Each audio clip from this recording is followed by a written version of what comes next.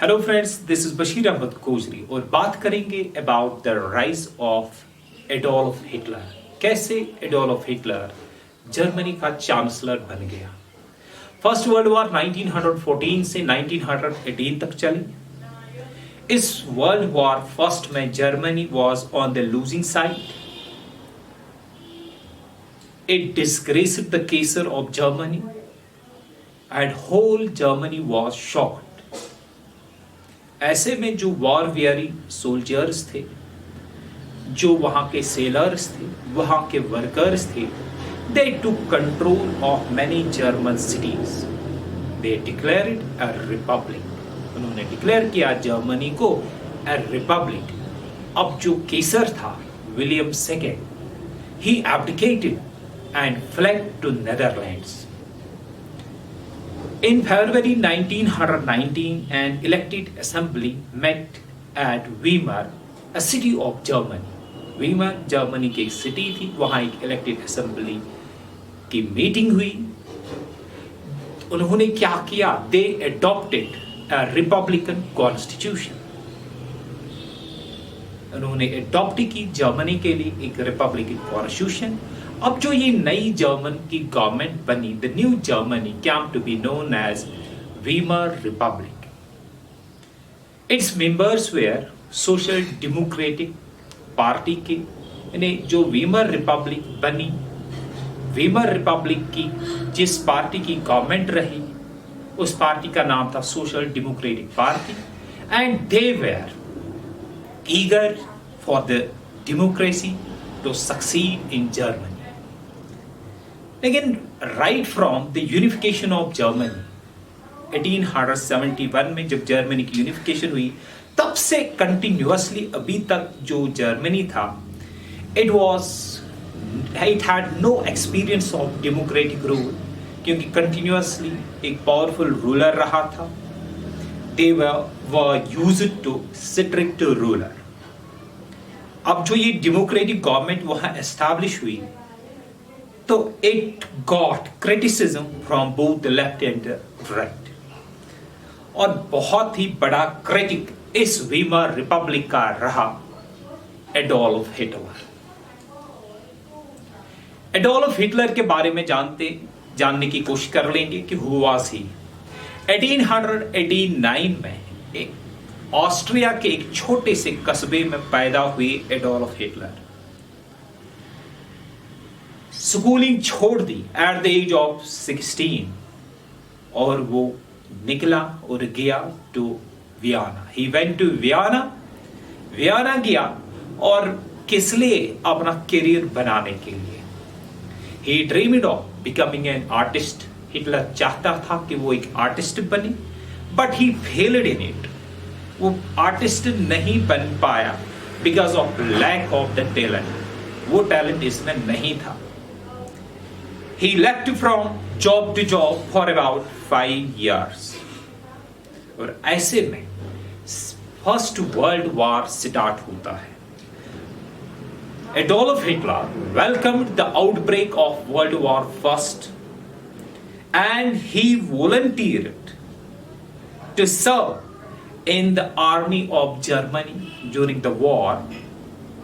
और जब ये जर्मनी की आर्मी के साथ गया वॉलंटरली, वहां इससे क्या किया गया? He was honoured twice for his bravery. उसने वहां बहादुरी दिखाई और 2 बार उसे क्या honour, he was honoured, he was awarded twice for his bravery. After the first world war, जब वर्ल्ड वॉर अब खत्म हुई, तो हिटलर ने क्या किया? He joined a small national group in Munich, MUNICH एक जगह है वहां एक नेशनल ग्रुप को इसने ज्वाइन किया और हिटलर ने इसका नाम रखा nationalist social German workers party. इसी पार्टी का बाद में नाम पड़ गया नाजी पार्टी। याद रहे जर्मनी के जो ये हिटलर उभर के आए, इसने कुछ साल ऑस्ट्रिया में दिए थे। और ऑस्ट्रिया में क्या था उन दिनों, इन लेट 1800s क्या था? वहां थे extreme ideas of nationalism and racism. यही आइडियाज हिटलर ने भी अडॉप्ट किए थे। Hitler proved to be such a talented public speaker and organizer कि नाजी पार्टी का जल्दी ही लीडर बन गया। अब देखते हैं नाजी पार्टी कैसे उभर के आई with Hitler at its head. जब हिटलर लीडर बन गया, जो एक बहुत ही अच्छा पब्लिक स्पीकर था, एक ऑर्गेनाइजर था, नाजी पार्टी ग्रो होने लगी। मैस रैलीज और परेड्स थ्रूआउट द जर्मनी। जब हिटलर की नाजी पार्टी ने निकाले these mass rallies drew excited crowds, they cheered the speeches, powerful speeches of Hitler attacking the treaty of Versailles and the Weimar republic. 1923 में Nazis ने कोशिश की to take over the government of the German state of Bavaria, but they failed in the attempt. और यहां Hitler को jail होती है। So why Hitler was jailed? Because Nazis tried to overthrow the government of Bavaria state of Germany. अब Hitler jail में गई, लेकिन उसके नेशनलिस्ट और रेसिस्ट जो आइडियाज थे, पॉलिटिकल व्यूज थे, जेल में उसने क्या किया? He wrote down his political views in a book titled Mein Kampf, जिस बुक का नाम इसने मेन कम्फ रखा, और जिसको अगर हम इंग्लिश में ट्रांसलेट करते हैं तो इसका मतलब है माय स्ट्रगल। अब हिटलर की बुक निकली मेन कम्फ। इस बुक के दो थीम्स थे, two themes of the book, nationalism and racism. अब रेसिज्म पे बात करेंगे। Hitler believed Germans were of master race. Hitler का बिलीव था कि जर्मन्स मास्टर रेस के हैं। इसका बिलीव था कि they are descendants of the Aryans, और he believed that the slaves, Jews and other people were inferior to Germans. He held Jews responsible for all the problems of Germany. Germany की all the problem, जो भी Germany में उस time problem चल रही थी, Hitler ने उनके लिए दोषी ठहराया। किनको? जिव्स को। अब प्रॉब्लम्स कैसी थी? जैसे their defeat in the first world war, उसके लिए भी हिटलर ने जिव्स को रेस्पॉन्सिबल ठहराया। दूसरा, अनएम्प्लॉयमेंट जो जर्मनी में बढ़ रही थी, उसके लिए भी हिटलर ने जिव्स को ही ठहराया जिम्मेदार। और उसके बाद वहां का spread of communism, for that thing also Hitler held Jews responsible. और उसके बाद क्या हुआ? Due to extreme racism, Germany में एक्सट्रीम नेशनलिज्म अब आया। हिटलर और नाजीज ने क्या किया? They believed that when they are the master race, they have the right to rule over the other people. Nazis called upon the people to rebuild Germany. Germany को फिर से rebuild करेंगे, to win back the lands they had lost in the Treaty of Versailles, and to create a greater Germany that would spread across Europe. देखो, leaders like Hitler and parties like Nazism succeed. ऐसे leaders, ऐसी party succeed कब होती है? When the time is hard, when people are hungry, when people are restless, when people are unemployed. जब ऐसे हालात हो तो ऐसे लीडर्स कामयाब होते ही हैं। 1919 से 1924 तक अगर हम देखते हैं, Weimar Republic faced crisis after crisis, एक क्राइसिस के बाद दूसरी, उसके बाद फिर कंटिन्यूअसली क्राइसिस हो जर्मनी में हो रही थी। There were hard times for the people. और 1923 में इन्फ्लेशन इतनी बढ़ गई, कीमतें इतनी बढ़ गई, that made the currency of Germany almost worthless. और जब हालात ऐसे थे, नाजी पार्टी ग्रो हो रही थी, ज्यादा से ज्यादा मेंबर्स अट्रैक्ट हो रहे थे पार्टी की तरफ। लेकिन 1924 से 1929 तक जर्मनी की हालत थोड़ी सी सुधर गई। और इन 5 सालों में अगर हम देखते हैं, the growth of Nazi party slow.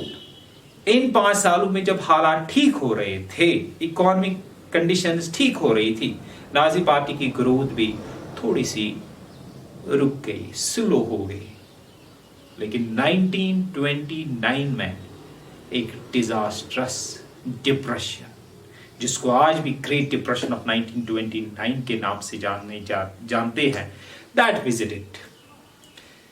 Great Depression of 1929 visited whole world, almost in every country. Trade declined, banks collapsed, industries closed down, business went bankrupt, prices of the stocks fell, unemployment increased, and Germany was particularly hard hit. 1932 में अगर देखते हैं, Germany के कम से come about 6 million लोग, 6 million workers of Germany were unemployed. They were unemployed. और ऐसे में हिटलर की अपील जो थी, सिंपल थी। He wanted people to believe what he wanted to. उसके स्पेल बाइंडिंग स्पीचेस, हिटलर के spell binding speeches, how he played with the emotions of the people, how he played with the emotions with the people, his spell binding speeches, his power impressed the people. उसने लोगों को बहुत ही impress किया। Calling himself the leader, Hitler claimed कि Germany को वो ऐसे बुरे हालात से वापस निकाल सकता है। और जो अभी तक वीमर रिपब्लिक ने वहां डेमोक्रेटिक गवर्नमेंट चलाई थी, many people were not satisfied with that democratic government. जैसे इटली में भी हुआ था, तो people were not happy with the democratic government under Weimar Republic. They were eager to have a strong leader. वो चाहते थे हमारे लिए एक स्ट्रॉन्ग लीडर आए। और स्ट्रॉन्ग लीडरशिप कौन प्रोवाइड करने के लिए था? It was Hitler. हिटलर के पास एक पावरफुल अपील थी लोगों के लिए, जैसे middle class, low income people, जिसमें आर्टिजन्स आते हैं, जिसमें टीचर्स आते हैं, जिसमें फार्मर्स आते हैं, जिसमें ये वर्कर्स आते हैं। उनके लिए एक सिंपल अपील थी कि दे बिलीव इट कि हमें कम्युनिस्ट्स और इंडस्ट्रियलिस्ट से हिटलर ही बचा सकता है। Hitler gave them an enemy to hate and a cause to fight for. Hitler ने अपनी प्राइवेट आर्मी, जिसको हम स्टॉर्म ट्रूपर्स के नाम से जानते हैं, स्टॉर्म ट्रूपर्स या ब्राउन शर्ट्स, ऐसी आर्मी तैयार की। बहुत सारे अनएम्प्लॉयड यूथ जर्मनी के जो थे, दे ज्वाइनड इट। हिटलर ने उनको क्या दिया? रोटी, कपड़ा, मकान, food, uniform, shelter and a cause to fight for. और वो काज क्या था? Unification of Germany. काज क्या था? To make Germany a super power again. Cause क्या था? To get back the lands that they had lost in the treaty of Versailles. अब जो स्टॉर्म ट्रूपर्स हिटलर के पास थे, उन्होंने क्या किया? जो भी राइवल पॉलिटिकल मीटिंग्स थी, उनको खत्म किया, यानी उनको होने नहीं दिया। उन्होंने जहां भी कम्युनिस्ट्स थे, they fought street battles with the communists, they fought against the Jews, because Hitler ने उन्हें कहा था कि Jews were responsible for the various problems of Germany. अब बाय 1932 की अगर हम बात करते हैं, हिटलर की नाजी पार्टी सबसे ज्यादा मकबूल पार्टी जर्मनी में थी, लेकिन अभी भी जर्मन पार्लियामेंट में इसके पास मेजॉरिटी नहीं थी। ऐसे में मच नीडेड हेल्प, हिटलर को जो हेल्प की जरूरत थी, टाइम पे ये हेल्प मिली। किन के द्वारा? Powerful industrialists, landlords and some generals. उन्होंने हिटलर को यहां सपोर्ट किया। They were impressed by the powerful speeches of Hitler. वो हिटलर से बहुत इंप्रेस हुए थे और उन्हें लगा था, देखो अगर हम ये भी कह सकते हैं कि if most of them had not the same views as that of the Hitler, still they believed that they can use Hitler to advance their own interests. और फाइनली इन्होंने ही क्या किया? वीमर रिपब्लिक का हेड उसको motivate किया कि Hitler को Germany का चांसलर बनाया जाए। और फाइनली 1933 में हिटलर बन गया chancellor of Germany. That's all for this lecture. In the next lecture, we will go ahead to complete this chapter. Thank you.